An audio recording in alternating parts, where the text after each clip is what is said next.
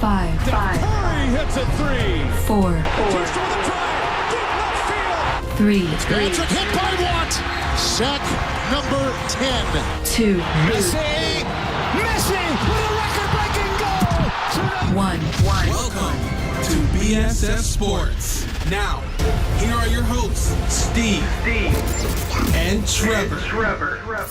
Good afternoon and welcome to another edition of BSS Sports. My name is Steve Schill with the ever lovely Trevor Struthers. Starting things off without too lovely of news, Roy Halladay passing away from a plane accident. And obviously, if you don't know who Roy Halladay is, you were either born in a different time, didn't like baseball in Toronto, or fill in the blank here. He had a career record of 203 wins and 105 losses. And I was reading a couple of different articles about him, and TSN posted this very intriguing stat that back in 2000, he had an ERA of 10.64 and was sent down to the minors to start the 2001 season. Obviously, things changed from there. Great player for the Blue Jays organization. I mean, when you're talking about getting Blue Jays fans interested in baseball after the World Series wins back in the 1990s, Roy Halladay was the one to bring it all back together. Yeah, in the mid-2000s, he was the reason why people watched the Toronto Blue Jays in the first place, whether it be around the MLB or whether it be in Toronto in the first place. I mean, I can only think of how many people that grew up in that time frame admired Roy Halladay, and that was their favorite baseball player. I know that was definitely the case for myself, but I mean, I can only think like everybody else that grew up loving the game of baseball. And I mean, hey, a lot of the younger Canadian baseball players that we're seeing play and grow and develop, you know, I mean, that's probably a guy they looked up to, getting to watch on their TV every week. That's the one thing with MLB. I mean, there's not necessarily another team in the area. There's not another team in this country. So the team you kind of rally around all across the country is the Toronto Blue Jays. And there's probably a lot of people that looked up to what Roy Halladay did and the fact that he just went out there and did the job every week, and he did it as good as anybody could do it. You know, there's a discussion, and it's gone on since Halladay left Toronto, who's the best Blue Jays pitcher of all time. It basically comes down to, in many people's opinion, to Halladay and Dave Stieb. And Halladay wins out for a lot of people, probably wins out in my case because I never actually got to experience and watch Dave Stieb, as I'm too young for that. So, I mean, it's a guy that's an 8-time All-Star. He won 2 Cy Young Awards, one in the American League, one in the National League. You know, he led the MLB in wins. And I'm one of the guys that doesn't put too much stock into wins. But, I mean, let's keep in mind, he was 203, 105 over his career, where he spent the majority of his career with Toronto, and it was not a very good team. It was a team that obviously never made the playoffs, didn't really contend for a playoff spot, and he was still able to go out there. And who knows the kind of performances he had to go out there and put on. I mean, he had to have a career ERA of 3.38, which isn't that top level of career ERA leaders, but it's also not an ERA to, you know, you can shake a stick at. It's a great ERA for a guy that should eventually end up in the Hall of Fame. You know, once he left Toronto, he got that shot in the playoffs with Philadelphia. He threw a no-hitter in his first start in the postseason. He has a perfect game under his belt, did that with the Phillies. So, I mean, he's a guy that's really done everything over the course of his major league career. So, I mean, it's unfortunate we lost the player, Roy Halladay, at the age of 40. You know, he was just starting to move on from his post-playing life, really. He was done with the Phillies in 2013, but it's a guy that was very passionate about flying, and he had a wife and two kids, 2 boys that now are without a father, and it's unfortunate for that alone, but not only did we lose a great player, but we lost a great person in Roy Halladay. So in local news with the Belleville Senators, we all remember the Matt Duchene trade. We still have the Hamburglar in between the pipes, which we'll get to in a second. But a couple weeks ago, we talked about how the Belleville Senators were last in their North Division in the AHL. Right now, they're sitting right in the middle of it because, well, they're right in the middle of the pack. They're 7-7, and we still lead with the most penalties in the league, but that's okay. Trev, I guess my question for you is, even though Colorado has given us back Andrew Hammond on a loan basis, why is he starting virtually every single game if he is no longer going to be part of this organization's future? Do you think they're going to trade for him, or do you think we just don't have a good enough backup right now?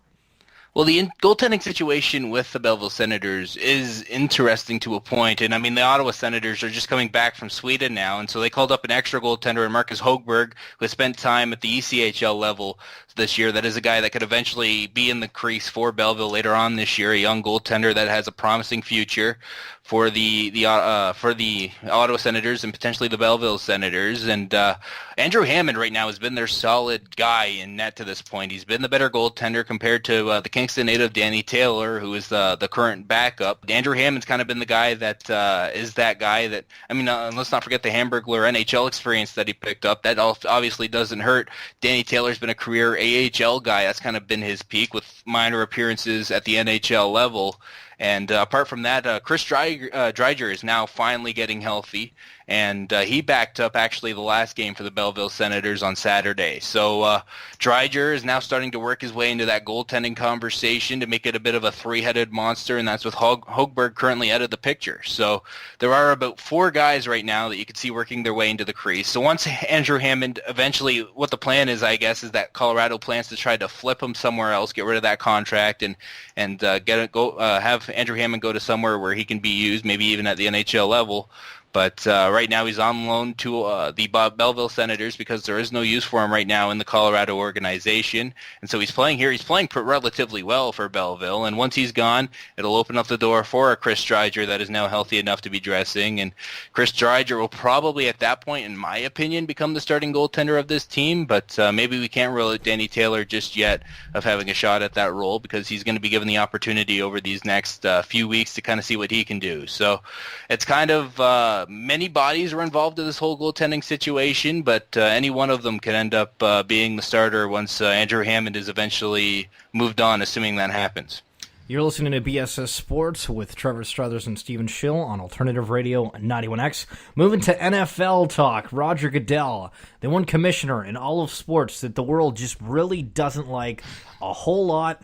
Now, with that being said, what is going on that Roger Goodell is in the news for this time? And it's a contract extension. Oh, rejoice, everybody that loves Roger Goodell. All the owners are deciding on what this commissioner is going to get, and apparently it's leaked that Roger Goodell wants $49.5 million per year, lifetime access to a private jet, and lifetime health insurance for his family. Is that a bit excessive, or is it warranted? We're talking about like the next level here of a career. I mean, we're talking about the NFL commissioner, and it's not like any commissioner role. I mean, the NFL is the most popular sporting league in North America. I mean, that's just an obvious thing, even with the whole anthem protests and people trying to boycott that you see on the social media repeatedly. It still tends to be the most popular league here in this continent, and so with that comes with certain things. Obviously, Roger Goodell is probably the most well-known commissioner in this continent as well, and it may be for good reasons, it may be for bad reasons. I am kind of curious what Roger Goodell thinks of that whole situation, but I mean, he's a guy that I don't necessarily know if he's done much to help the game of football, but he's been in the powerful position of commissioner for a while, and the league has seemed to thrive under him. So I don't think it hurts at all when this guy is wanting. I don't know if he's going to get all of it. I really don't know too much about what is expected for a commissioner to get, let alone the commissioner of the NFL. So it's going to be interesting to see how it kind of plays out. But Roger Goodell, I mean, hey, it's worth asking for. Who knows if you're going to get it? Maybe it kind of sucks that it's kind of leaked to the public, but I mean, hey, sometimes everything's worth asking for. You never know what kind of answer you're going to get. Now, just to mention as well, with the NFL, is the player protests were on hold today. We didn't have anybody kneeling or doing any of those kind of things for Veterans Day or Remembrance Day here in Canada, which was nice to see. And then the only other NFL thing that I really want to talk about is the Buffalo Bills game, which every week, for whatever reason, there is a new video surfacing of somebody getting thrown through a stand-up table, and it gets more entertaining every time. But they lost to the Saints, 47-10. But the kicker with this one is that Drew Brees didn't even throw a touchdown. This was all running drives, and the Saints were able to put up 47 on Buffalo in Buffalo. And, I mean, the Bills, if I remember correctly, had a 5-2 start, and everybody was like, ha, you're funny, the Bills at 5-2.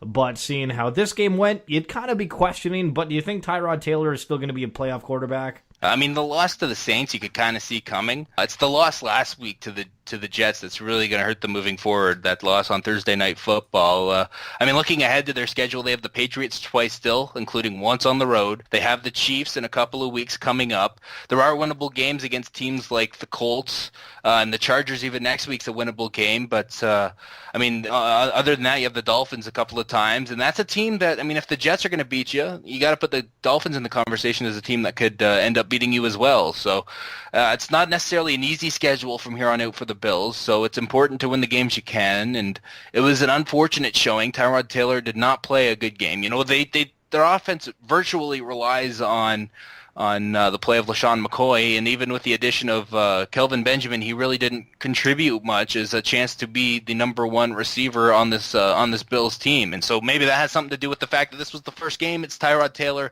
that has been throwing to Kelvin Benjamin, and maybe over time, you know, they're gonna build that chemistry and it'll start to click. But I mean, now we're in the back half, and this is the thing about trading a receiver midway through the season. Now we're on the back half of the schedule, and you don't need them to click, you know, a couple months from now. You need them to click now when you're in that playoff race, and it's just not happening for them. And I mean, how about the Saints now with that two-headed monster? I mean, the only thing that's concerning about the Saints is definitely not their offense, it's the defense and the young defense that the Saints have. But I mean, Alvin Kamara and Mark Ingram are really getting it done on offense, and it's interesting. Drew Brees is a great quarterback, but now he's not going to be relied on as much as, say, Russell Wilson is with Seattle, where they have no run game.